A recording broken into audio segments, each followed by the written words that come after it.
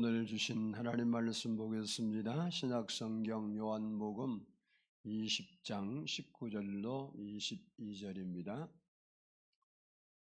요한복음 20장 19절로 22절 신약성경 183페이지입니다. 한 절씩 나누어서 봉독하도록 하겠습니다. 이날 곧 안식 후 첫날 저녁 때에 제자들이 유대인들을 두려워하여 모인 곳에 문들을 닫았더니 예수께서 오사 가운데 서서 이르시되 너희에게 평강이 있을지어다.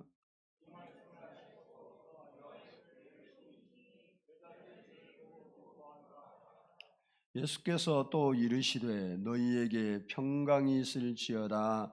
아버지께서 나를 보내신 것 같이 나도 너희를 보내노라.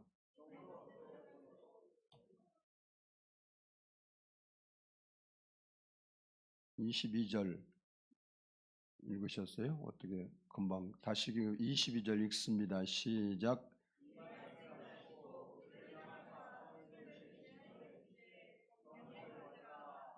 아멘. 이 시간에는 성가대의 찬양이 있겠습니다.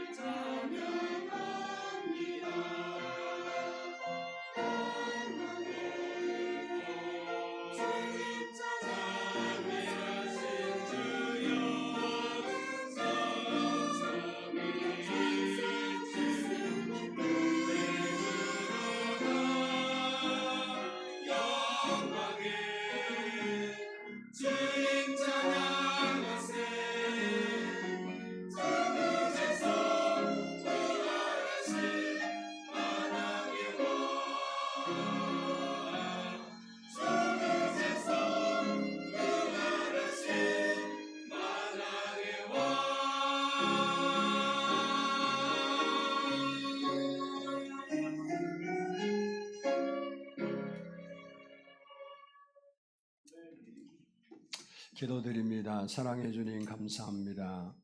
오늘도 이렇게 저희가 새벽 시간에 모여서 막달라 마리아와 야고보의 어머니 마리아, 살로메 등 여인들이 무덤을 찾았던 것처럼, 그리고 부활의 주님을 만났던 것처럼 저희가 주님 앞에 이렇게 모여서 주님의 부활을 기억하며 하나님을 예배합니다. 2000년 전에 제자들을 찾아오셨던 주님께서 오늘 이 새벽에도 우리의 마음에 오셔서 그들에게 주셨던 은혜를 우리에게도 베풀어 주옵소서. 이 새벽이 부활하신 주님을 경험하고 그 주님께 더 가까이 가는 시간 되게 하옵소서. 주님을 사랑하는 주의 백성들이 주 앞에 왔사오니 하나님, 저희의 연약함과 허물이 있을지라도 예수 피로 씻어주시고 우리의 마음이 하나님을 향하게 하시고 하나님의 은혜가 우리에게 임하는 시간이 되게 해 주옵소서. 감사드리옵고 예수님의 이름으로 기도드리옵나이다. 아멘. 할렐루야. 우리 옆 사람과 한번 인사하겠습니다. 예수님은 부활하셨습니다. 부활하신 주님이 당신을 너무너무 사랑하십니다.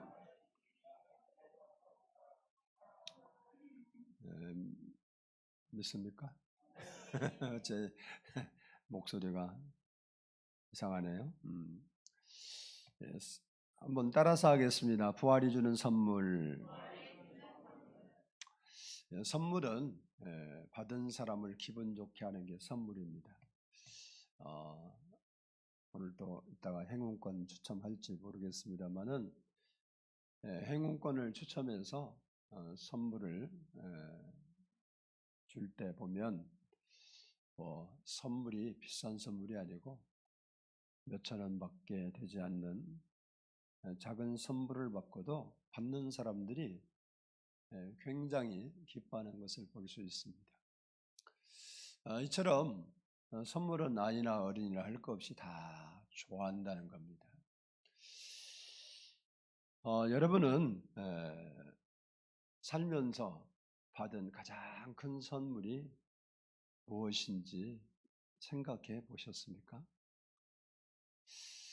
나는 내 인생에 이것이 받았던 것이 참 가장 귀한 선물이다. 사람들에게 받은 선물도 귀하고 좋지만 하나님께서 우리에게 주신 선물들은 하나같이 귀하고 그리고 가치 있는 것들입니다. 그 중에서도 가장 귀한 선물이 부활의 선물입니다. 부활이 있기에 영생이 있고, 부활이 있기에 구원이 있고, 부활이 있기에 천국의 소망도 있고, 부활이 있기에 힘도 얻고, 부활이 있기에 회복도 받을 수 있습니다. 그래서 우리가 세상을 살면서 믿음을 갖고 산다할 때 부활의 신앙을 갖는 것은 굉장히 중요한 겁니다. 오늘 본문 말씀은 제자들이 예수님께서 십자가에 못 박혀 돌아가신 것을 보면서 자기들도 잡혀서 그렇게 되지 않을까 하는 두려움에 쌓여서 있던 집에 문을 잠그고 그리고 있었을 때에 부활하신 주님이 그들을 찾아오셔서 그들에게 주신 선물 이야기입니다. 부활하신 주님이 두려워서 이렇게 숨어 있는 이 제자들에게 주신 선물이 뭘까? 말씀을 함께 나누면서 여러분에게는 그 선물이 이 새벽에 부활의 주님으로부터 주어지기를 축복합니다. 첫 번째는 따라서 합시다. 평강의 선물. 우리 오늘 본문 19절을 한번 보도록 하겠습니다. 19절 말씀 시작.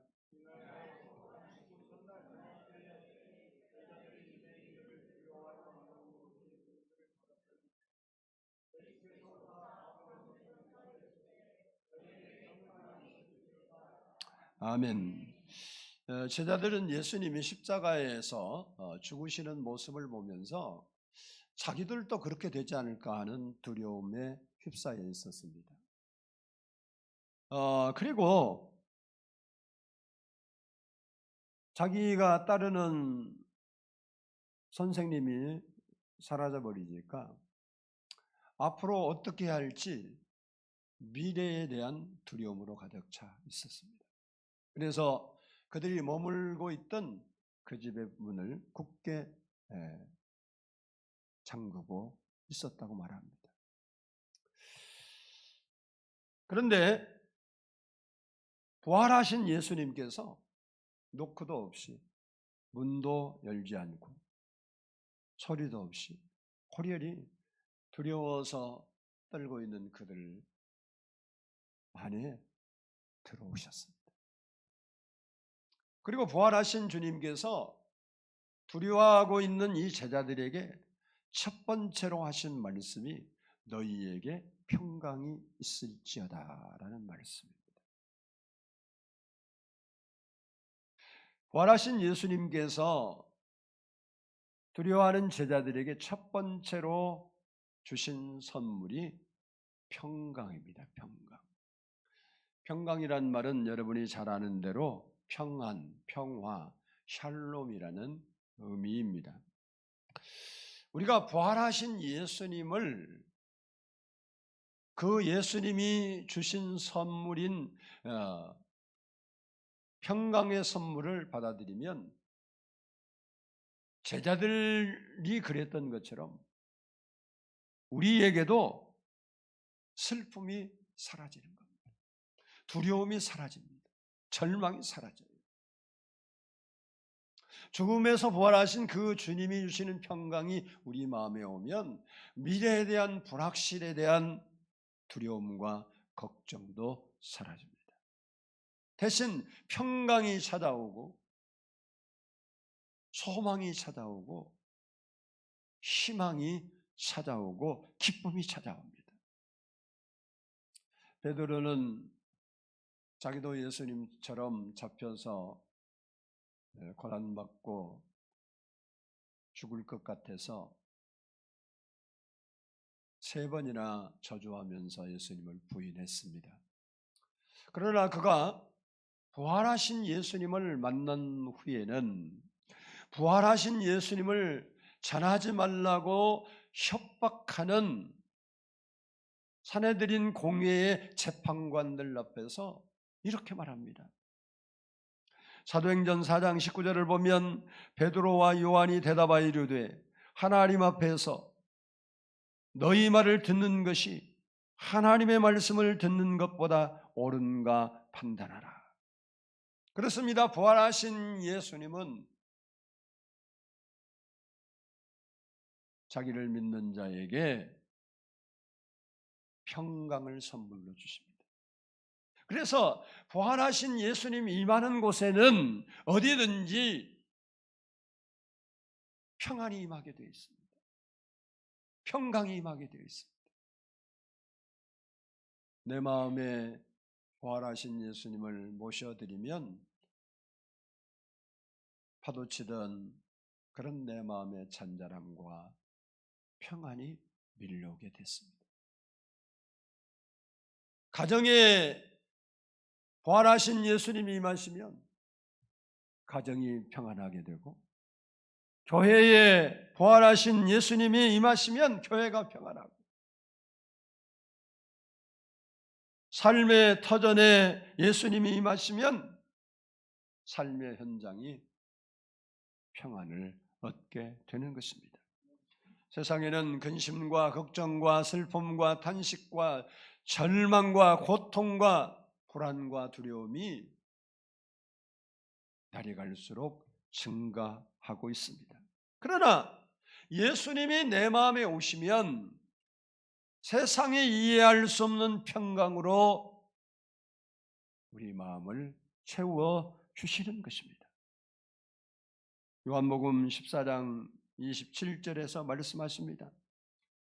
평안을 너희에게 끼치노니 곧 나의 평안을 너희에게 주노라. 내가 너희에게 주는 것은 세상이 주는 것과 같이 아니하니라. 너희는 마음에 근심하지도 말고 두려워하지도 말라.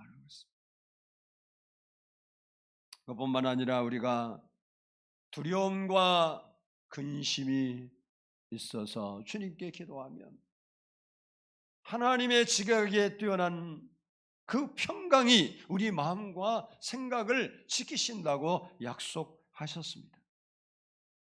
세상을 바라보면 걱정과 두려움이 밀려와도 부활하신 예수님 안에 있으면 안식과 평안이 있고 기쁨이 찾아오는 것입니다. 요한복음 16장 33절을 보면 너희로 내 안에서 평안을 누리게 하려 함이라. 세상에서는 너희가 환난을 당하나 담대하라. 내가 세상을 이기었노라 라고 말씀하고 있습니다. 그렇습니다. 부활하신 예수님을 우리 안에 모시고 살아야 험악한 세상을 살면서 평안을 누릴 수 있다는 말씀입니다. 이 부활 새벽에 주님이 주시는 평안의 선물을 받고 여러분 마음에 세상이 줄 수 없는 하나님만이 주실 수 있는 그 평안이 강물처럼 넘쳐 흐를 수 있기를 축복합니다. 둘째는 따라서 합시다. 성령의 선물.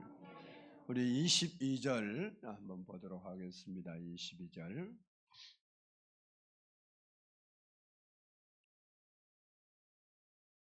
같이 읽습니다. 시작.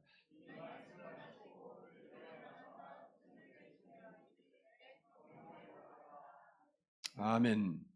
지금 제자들은 부활하신 예수님을 만나서 두려움을 극복하고 평안과 기쁨을 회복했습니다. 그러나 그 부활하신 주님은 잠시 후면 그들을 떠나게 될 것입니다. 그러면 그들은 다시 불안하고 두려움에 사로잡히게 될 것입니다. 그래서 다른 보혜사이신 성령을 선물로 주시면서 성령을 받으라라고 말씀하고 있습니다. 요한복음 14장 16절을 보면 내가 아버지께 구하겠으니 그가 또 다른 보혜사를 너희에게 주사 영원토록 너희와 함께 있게 하리니라고 말씀하고 있습니다. 제자들은 예수님이 떠남으로 불안해졌고 두려움이 찾아왔습니다. 그런데 영원토록 함께 계시면서 예수님이 하셨던 것처럼 도와주실 성령을 선물로 주시겠다는 거, 그 성령을 받으라고 하신 말씀입니다.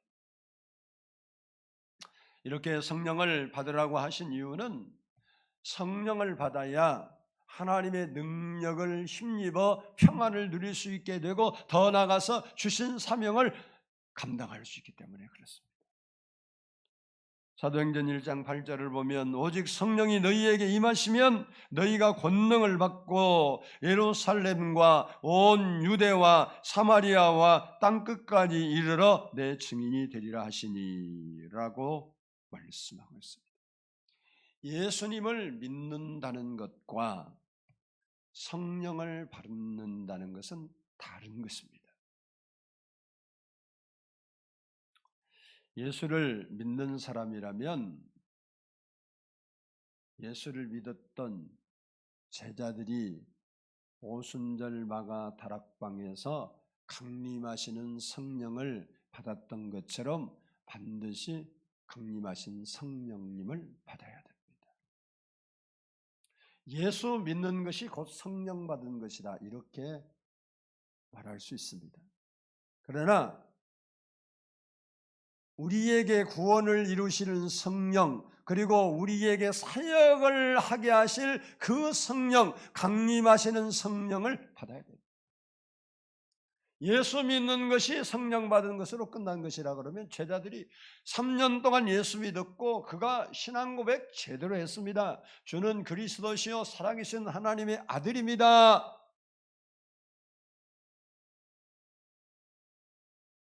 이게 베드로만 고백한 게 아니고 성경을 보세요. 제자들이 다 그렇게 합니다. 그러면 예수 믿는 것이 성령 받은 것이다 라고 그냥 이야기한다면 그들이 뭐로 성령을 받아야 됩니까? 그냥 예수 믿으면 되는 거 아니에요? 이를 알게 하는 내가 아니라 내 안에 계신 성령이 그가 알게 했다고 분명히 성경에서 베드로를 칭찬하면서 한 거예요. 네가 이거 고백하는 거 내가 한 게 아니야.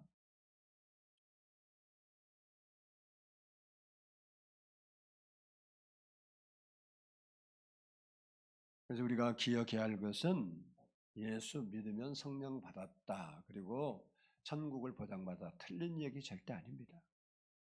그러나 우리에게는 세상을 이기고 평안을 누리고 하려면 제자들이 받았던 강림하시는 성령의 성경에는 세례를 받으라 그렇게 말합니다.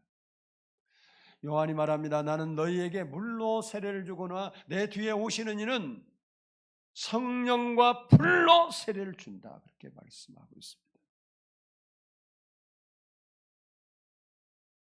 예루살렘 교회에 큰 박해가 일어났습니다.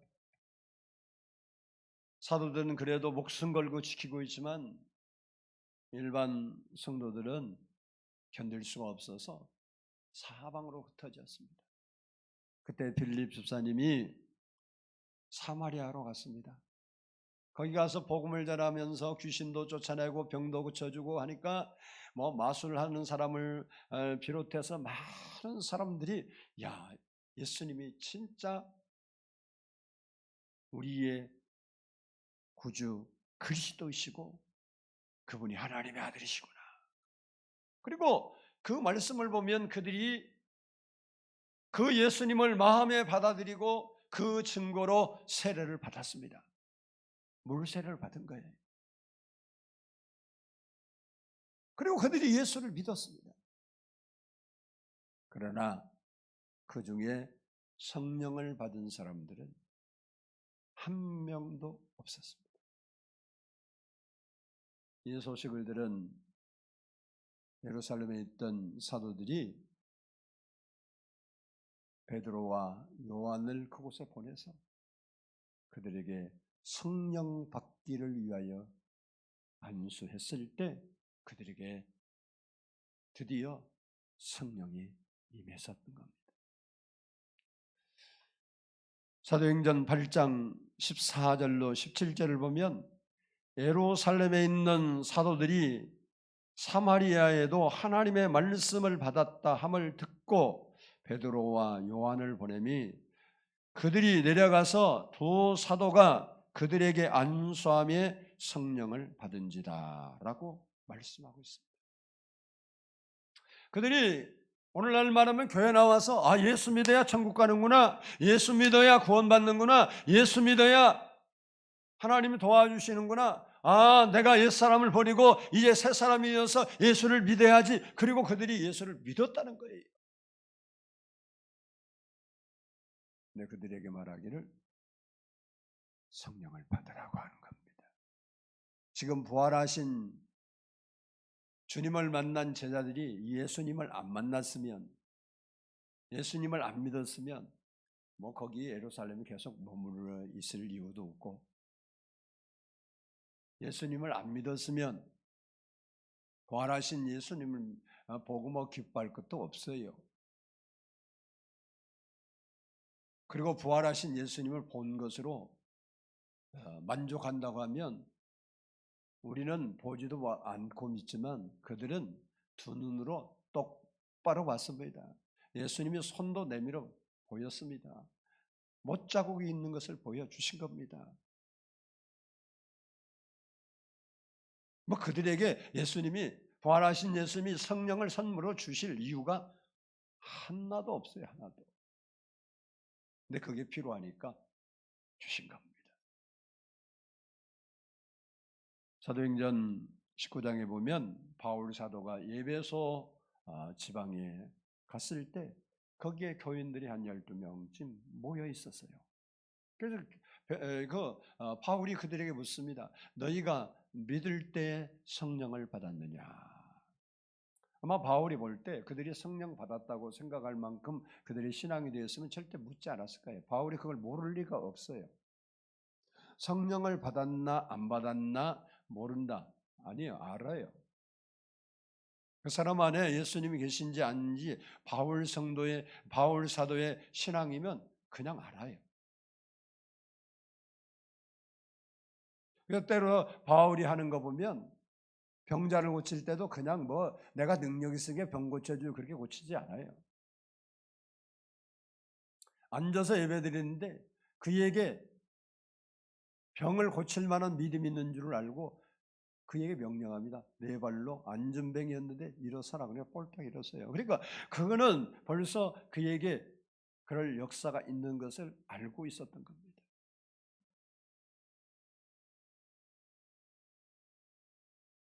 그래서 바울이 묻습니다. 너희가 믿을 때에, 예수님을 믿을 때 성령을 받았느냐?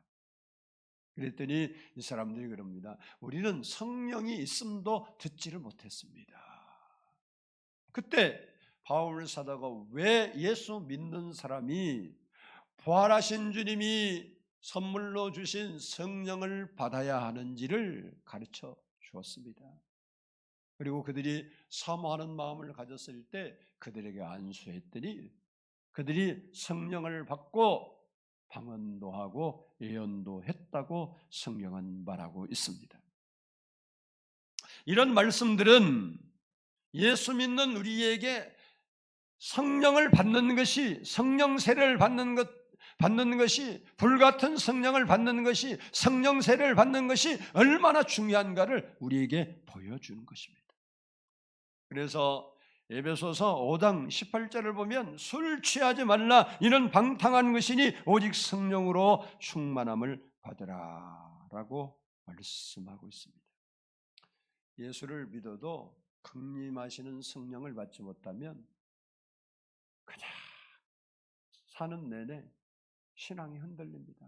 믿음도 흔들리고 천국에 대한 확신도 흔들리고 부활에 대한 확신도 흔들리고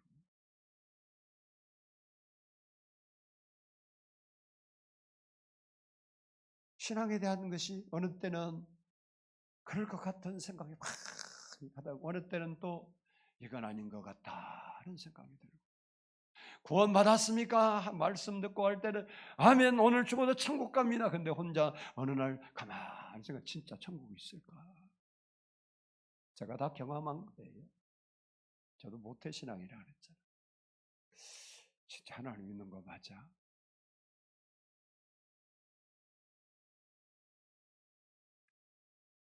강림하신 성령을 받으면 그 문제 초보의 신앙은 완전히 떠납니다. 하고 싶어도 안 돼요.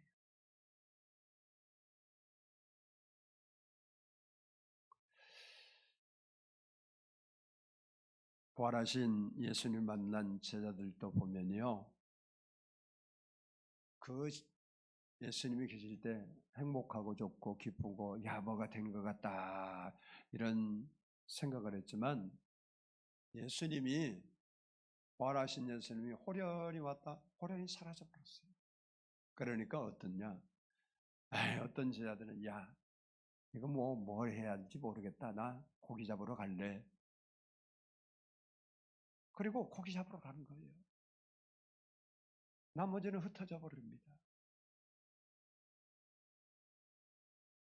그러나 오순절 날에 이를 때 마가 다락방에서 강림하신 성령을 받은 제자들은 그 후로 단 한 번도 예수님을 그리스도라고 고백하는 것을 부인한 적이 없습니다. 그들 목숨을 위협하고 그들이 진짜 죽게 생긴 그 상황에서도 절대 예수 그리스도를 부인한 적이 없어요. 너희가 하나님의 말씀을 듣는 것과 사람의 말을 듣는 것 어떤 것이 옳은지 판단하라고 오히려 담대하게 외치는 제자들이 되었습니다. 그들이 그 성령을 받고 난 후에는 두려워하지 않았어요. 죽음이 와도 안 두려워했어요. 환경이 베드로 같은 경우를 보면 그가 내일이면 끌어내 죽이려고 네 사람에 묶어서 그렇게 중요한 죄수로 다루고 있었는데도, 그런데 우리는 환경만 바뀌어도 어떻게 정신적 불안과 환경에 적응이 안 돼서 잠이 안 와. 근데 베드로는 그 어디나 하늘나라, 감옥이나 내 집이나 그 어디나 하늘나, 그리고 골골 코를 골면서 자는 거예요. 전사가 와서 베드로야 일어나. 그래도 못 알아들어. 그래서 깨웠대. 그러면 그가 지금 뭐 너무 피곤해서 살짝 잠든 거야? 아니요. 그냥 푹 마음 놓고 자기 집처럼 안방처럼 자고 있는 거예요. 그 성령의 충만함이 있었던 사람은 두려움을 이겼습니다. 다시 옛생활로 돌아간 적이 없어요.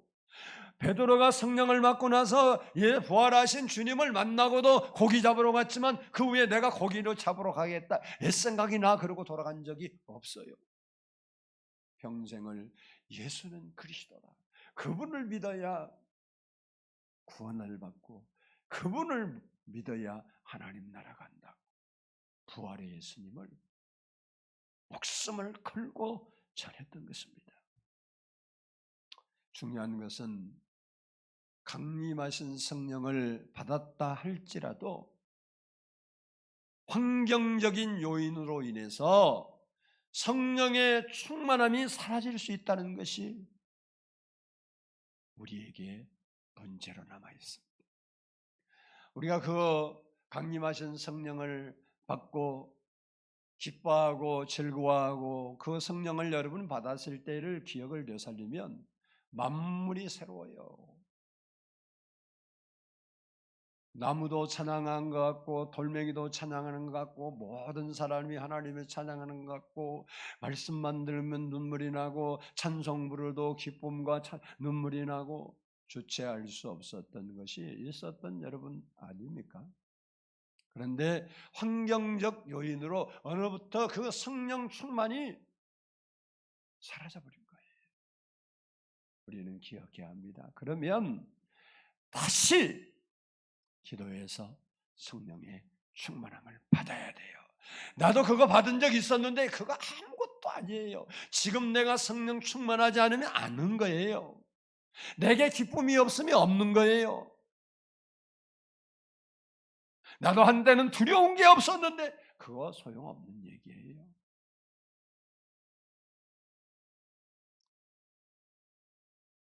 제자들도 복음을 전하다 보니까 환경적 요인이 막 밀려와서 불안하기도 하고 두려움이 엄습하기도 했습니다.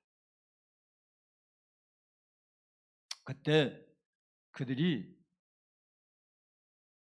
복음 전하러 가려면 자기가 죽을 것 같은 생각이 밀려들고 불안하고 위축되고 그러니까 야, 이러면 안 되겠다. 우리 다시 성령 충만을 받자. 그리고 모여서 간절히 기도했어요. 그랬더니 하나님이 그때 오순절 마가 다락방에서 받았던 그 성령의 임재가 다시 왔습니다. 우리는 이 성령을 계속적으로 충만함을 받으며 사는 거예요. 한번 받으면 죽을 때까지 충만한 게 아니에요. 사도행전 4장 29절로 31절을 보면 주여 이제도 그들의 위협함을 굽어 보시옵고 또 종들로 하여금 담대히 하나님 말씀을 전하게 하여 주옵소서. 빌기를 다음에 그렇게 빌기를 다음에 모인 곳이 진동하더니 무리가 다 성령에 충만하여 담대히 하나님 말씀을 전하니라. 이 제자들도 한번 그때 받았으니까 뭐 죽을 때까지 그랬지 않았어요. 그래서 성경에 보면 베드로가 뭐하다가 환상 봐요? 기도 시간에. 그리고 매일 어디 가서 그 기도하러 가요? 성전의 기도 시간에 올라가다 안진뱅이도 고치고 기도 시간에 기도하다 환상 보고 또 기도 시간 고넬료 찾아가서 복음을 전하고 기도하는 중에 또 여러 가지 하나님의 지시함을 받고 그래서 그가 그냥 한 번 된 게 아니라 그 받은 은혜를 계속 유지해야 하는 중에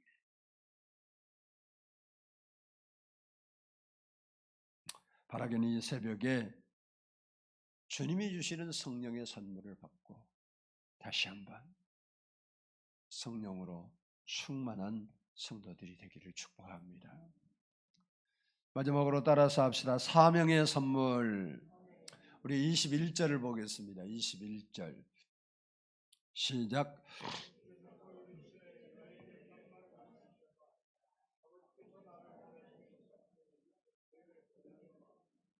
아멘.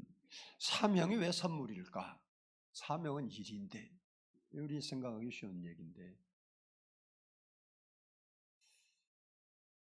사명이 선물인 것은 장차 하나님께서 우리에게 상급을 주시려고 일을 맡겨주셨기 때문에 그 맡겨준 사명은 선물이 되는 겁니다.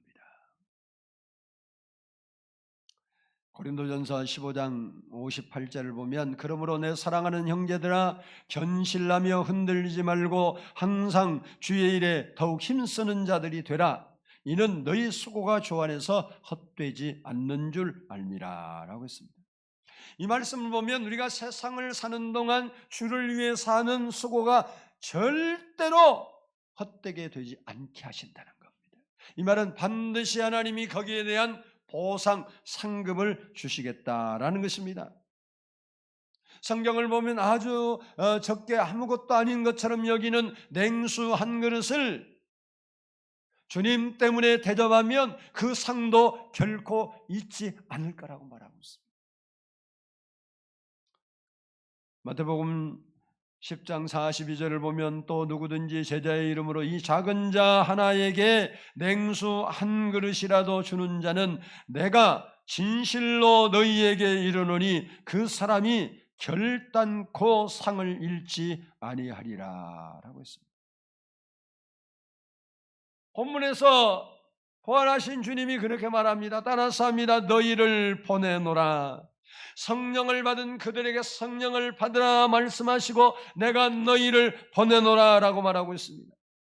예수님은 영혼 구원을 위하여 이 땅에 오셨고 영혼 구원을 위하여 십자가에 달려 돌아가셨습니다. 이처럼 영혼 구원이 소원이신 예수 그리스도 부활하신 주님은 영혼 구원을 위해 우리를 보낸다고 말씀하고 있습니다. 마가복음 16장 15절을 보면 또 이르시되 너희는 온 천하에 다니며 만민에게 복음을 전파하라 라고 했습니다. 이것은 예수님께서 부활하신 후 승천하기 전에 마지막 명령이고 이것은 선교의 명령입니다.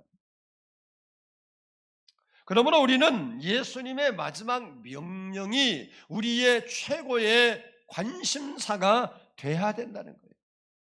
그런데 우리는 예수님의 마지막 유언의 명령이 우리의 삶의 최고의 관심사가 절대 아니고 어디까지 밀려 있는지 알 수가 없어요. 내가 최고의 관심은 병 고치고 복 받고 문제 해결하고 기적을 보고 그것만 우리에게 가득 차 있고 예수님이 최고로 관심 가졌던 그 관심사에는 별로 관심이 없어요. 그런데 부활하신 주님은 제자들에게 평강을 주시고 성령을 받으라고 하시고 그리고 너희의 할 일은 영혼을 구원하는 일이다. 우리가 멀리 가서 선교한다고 맨날 돌아치는 게 중요한 게 아니라 내 가정에서, 내 직장에서, 내가 머무는 곳에서, 내 이웃에서 복음을 전해야 되는 거예요. 선교의 사명이 있는 사람은 선교 가서 하면 되는 거예요.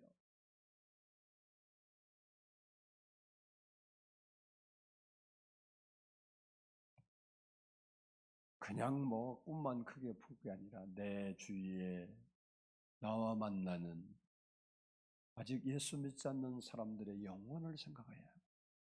그들을 불쌍히 여기고 그들에게 관심 갖는 것이 1차적 목적이에요. 목적. 그들은 별 관심 없고 뭐 선교하러 나간다고 우리 교회도 청년들 나가지만 나가서 뭔 성들아 그거 뭐 그러고 와서 거기서 재밌다고 뭐 간증하고 그러는데 교회 저기 자기 교회 와서 그 청년들이 뭐 그런 선교 나간 단체들이 전도합니까?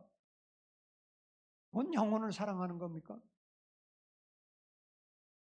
내 주위에 죽어가는 영혼이 있습니다. 아직도 예수 안 믿는 가족들이 있습니다. 지옥 갈 거 알잖아요.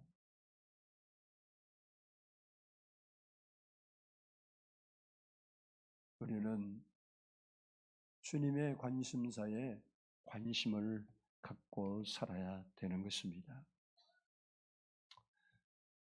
우리가 예수님의 마지막 명령인 그 명령을 잘 수행하려면 성령을 받아야 되는 거예요. 성령을 받아야 성령으로 기도하고 성령으로 봉사하고 성령으로 전도할 수 있습니다. 그리고 성령을 받아야 세상을 이기고 죄도 이기고 문제도 이기고 승리하는 삶을 살 수 있는 것입니다. 이 부활의 새벽에 우리에게 주시는 성령의 선물을 그리고 사명을 주신 나를 통해서 누구를 구원하고자 하실까?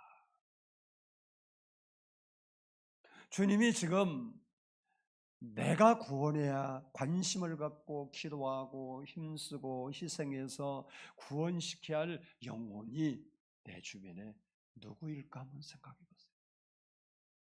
예수님은 멀리 너희가 온 천하에서 복음 전하라고 했지만 그것은 전체적으로 우리에게 복음의 확장성을 이야기한 겁니다. 우리는 여기에서만 머물지 말고 세계를 향해서 나가야 할 것을 가르쳐 준 거예요. 너무너무 중요한 말씀입니다. 그러나 지금 나에게 하나님께서 어떤 영혼을 위하여 내가 희생하고 어떤 영혼을 위하여 복음을 전하고 어떤 영혼을 위하여 내가 정성을 쏟아 부어야 할지 그 영혼이 나에게 있습니까? 안 그러면 뭐 우리가 뭔가 뭐 하는 겁니까? 우리가 노력하고 힘쓴다고 전도의 열매 맺는 것은 절대 아니죠. 해보면 그래요. 그래도 우리는 우리에게 주신 사명을 다해야 할 책임이 있는 것입니다. 이 부활 새벽에 여러분 마음속에 주님이 주신 평강이 찾아오기를 바랍니다. 세상의 문제, 이 문제, 저 문제 때문에 불안하고 두렵고 걱정되는데 우리 마음과 생각을 이기신 하나님의 평강이 여러분의 마음을 치유하시고 만지시고 샬롬으로 이끌어주시고 성령을 선물로 주신 그 부활의 선물이 여러분에게 임하시 잃어버렸던 첫사랑은 찾아주고 다시 성령의 충만함을 받고 세상을 이기고 우리에게 주신 사명이 우리의 마음에서 불타오를 수 있는 부활의 새벽이 되기를 주의 이름으로 축복합니다.